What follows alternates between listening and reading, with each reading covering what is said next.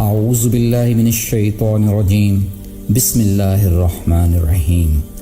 قرآن پاک کا دوسرا پارہ یعنی چیپٹر سیکنڈ سایقول 111 آیات اور لگ بھگ 17 رکوع پر مشتمل ہے۔ میں نے اس پارے کو ڈیوائن لیجیٹمیسی یعنی ربانی قانونیت کا نام دیا ہے، کیونکہ اس پارہ مبارک میں انفرادی اور اجتماعی زندگی کے بہت اہم شرعی قوانین کا نہایت خوبصورتی سے احاطہ کیا گیا ہے۔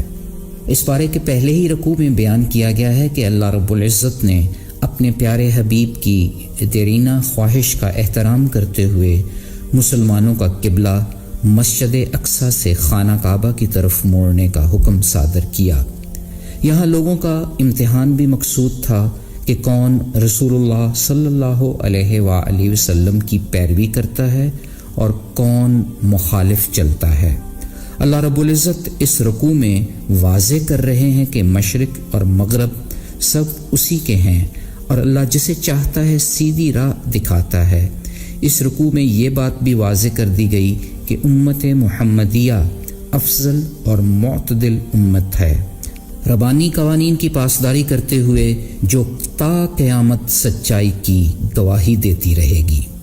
دوسرے رکوع میں شک سے نکل کر حق کے راستے پر چلنے کی تلقین کی جا رہی ہے، بھلائی میں سبقت لے جانے کی نصیحت ہو رہی ہے۔ اس بات کی بھی وضاحت کی جا رہی ہے کہ رسول اللہ صلی اللہ علیہ وآلہ وسلم کتاب و حکمت کی تعلیم دیتے ہیں۔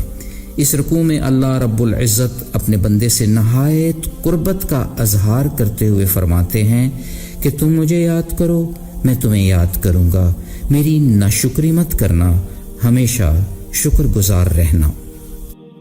بخاری شریف میں درج ایک بہت ہی خوبصورت حدیث قدسی ہے۔ اللہ تعالیٰ فرماتے ہیں کہ جس نے مجھے دل میں یاد کیا میں بھی اسے دل میں یاد کروں گا، اور جس نے مجھے مجلس میں یاد کیا میں بھی اسے اس کی مجلس سے بہتر مجلس میں یاد کروں گا۔ اے ابن آدم، اگر تو میری طرف ایک بالشت بڑھے گا تو میں تیری طرف ایک ہاتھ بڑھوں گا، اگر تو میرے پاس چل کر آئے گا تو میں تیرے پاس دوڑ کر آؤں گا۔ پارہ مبارک کا تیسرا رکوع یہ سبق دے رہا ہے کہ ہر کھٹن موڑ پر صبر اور نماز سے مدد لی جائے، کیونکہ اللہ تعالیٰ صبر کرنے والوں کے ساتھ ہیں۔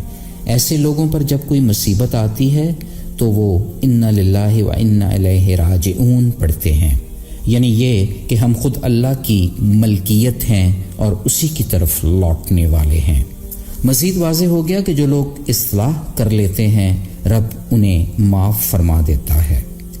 چوتھے رکوع میں تدبر تفکر کرنے والوں کی رب تعالی خود حوصلہ افزائی فرما رہے ہیں۔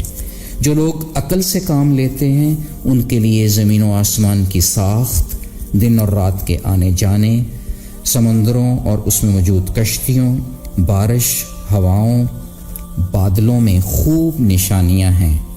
پانچویں رکوع میں انسان کو یہ تنبیہ کی جا رہی ہے کہ شیطان آپ کا کھلا دشمن ہے، اس کی راہ پر مت چلنا۔ چھٹے رکوع میں نیکی کی نہایت جامع انداز میں وضاحت کی گئی ہے کہ اللہ تعالیٰ کی کتاب اور پیغمبروں کو دل سے ماننا، رشتہ داروں، یتیموں، مسکینوں اور مسافروں پر خرچ کرنا، نماز پڑھنا، زکوٰۃ دینا ہی خالص نیکیاں ہیں، اور یہ کہ نیک لوگ جب عہد کرتے ہیں تو اسے وفا کرتے ہیں، تنگی اور مصیبت کے وقت اور حق و باطل کی جنگ میں صبر کا مظاہرہ کرتے ہیں۔ ڈیوائن لیجیٹمیسی کی صورت قانون قصاص کی افادیت اور وصیت کا بیان بھی اسی رکوع میں ہے۔ ساتویں رکوع میں روزہ کے فرائض کا تذکرہ ہے، جیسا کہ آیت نمبر 183 کہہ رہی ہے کہ یا ایھا الذین آمنوا کتب علیکم الصیام کما کتب علی الذین من قبلکم لعلکم تتقون۔ اے ایماندار لوگوں، تم پر روزہ فرض کیا گیا ہے جس طرح کہ تم سے پہلے لوگوں پر فرض کیا گیا، تاکہ تم تقوی اختیار کر سکو۔ یہ رکوع مزید وضاحت کر رہا ہے کہ رمضان ہی وہ مہینہ ہے جس میں قرآن پاک نازل کیا گیا، جو ہدایت کا سرچشمہ ہے۔ جو شخص اس مہینہ کو پائے اس پر لازم ہے کہ مہینہ بھر کے روزے رکھے۔ اظہار محبت کرتے ہوئے اللہ تبارک و تعالیٰ یہ بھی فرما رہے ہیں کہ وہ ہر پکارنے والے کی پکار سنتا ہے، التجائیں قبول کرتا ہے۔ 8ویں رکوع میں جہاد فی سبیل اللہ کا تذکرہ ہے، مگر حد سے نہ بڑھنے کی تلقین بھی ہے۔ اللہ زیادتی کو پسند نہیں فرماتے۔ جہاد کا اصل جواز شرک کو مٹانے کے لیے ہے۔ اگر کوئی ڈیوائن لیجیٹیمیسی کی طرف لوٹ آئے تو پھر اللہ معاف کرنے والا، رحم فرمانے والا ہے۔ اسی رکوع میں اور پھر آگے 9ویں رکوع میں قوانین حج کا مفصل بیان بھی ہے۔ سورہ البقرہ کے 9ویں رکوع میں ایک بہت ہی پاورفل دعا کا ذکر بھی ہے، ربنا آتنا فی الدنیا حسنۃ وفی الآخرۃ حسنۃ وقنا عذاب النار۔ مسلم کی حدیث ہے کہ حضور پاک صلی اللہ علیہ وآلہ وسلم نے ایک بیمار کی عیادت فرمائی جو بہت کمزور اور لاغر ہو چکے تھے۔ آپ صلی اللہ علیہ وآلہ وسلم نے پوچھا، تم اللہ سے کوئی دعا بھی مانگا کرتے تھے؟ اس نے کہا، ہاں میں یہ دعا مانگا کرتا تھا کہ اے اللہ، مجھے جو عذاب آخرت میں ملنا ہے وہ دنیا ہی میں مل جایا کرے۔ آپ صلی اللہ علیہ وآلہ وسلم نے فرمایا، سبحان اللہ، بھلا کسی میں اللہ کا عذاب برداشت کرنے کی طاقت ہے؟ پھر آپ نے یہی دعا یعنی ربنا آتنا فی الدنیا حسنۃ وفی الآخرۃ حسنۃ وقنا عذاب النار پڑھ کر فرمایا، تم نے یہ دعا کیوں نہیں مانگی؟ پھر آپ صلی اللہ علیہ وآلہ وسلم نے اس کے حق میں دعا فرمائی، اللہ تعالیٰ نے شفا عنایت کر دی۔ اسی 9ویں رکوع میں ایک بار پھر انسان کو شیطان سے ڈرایا جا رہا ہے کہ وہ تمہارا کھلم کھلا دشمن ہے۔ اس پارہ مبارک کے 10ویں رکوع میں یہ بات بھی واضح ہو گئی کہ اللہ تعالیٰ جسے چاہتے ہیں بے حساب دیتے ہیں۔ ایک خوبصورت توجیہ یہ بھی پیش کی گئی ہے کہ ہو سکتا ہے تمہیں کوئی چیز پسند نہ ہو، وہ تمہارے لیے بہتر ہو، مگر ایک چیز تمہیں پسند ہو وہی تمہارے لیے بری ہو۔ جو تم نہیں جانتے رب جانتا ہے۔ قوانین جہاد اور اس کی بابت اخلاقی اصول و ضوابط بھی 11ویں رکوع کا سبجیکٹ میٹر ہے۔ پھر آگے چل کر 12ویں، 13ویں، 14ویں اور 15ویں رکوع میں عورت کی گھریلو اور ازدواجی زندگی سے متعلقہ ربوبی قوانین، اخلاقیات کا مفصل احاطہ کیا گیا ہے۔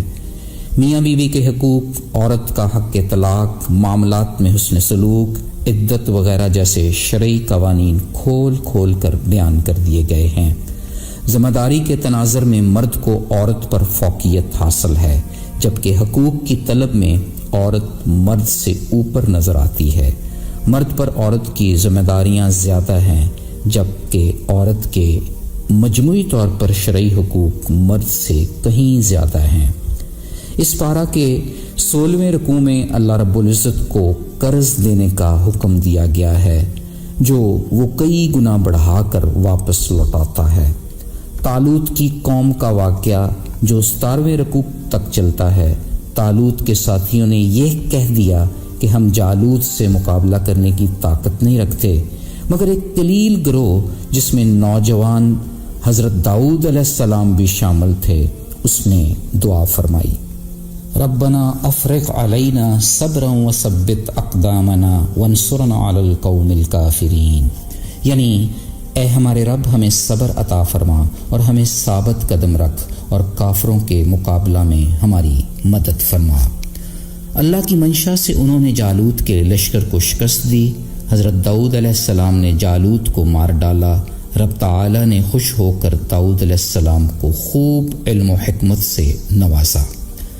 ڈیوائن لیجیٹیمیسی یہی ہے کہ وہ باری تعالی انسانوں کے برے گروہ کو کسی اچھے گروہ سے ہٹاتا رہتا ہے، دنیا کے نظام کو یوں بگاڑ سے بچا کر رکھتا ہے، یہ اس کا بڑا ہی فضل ہے۔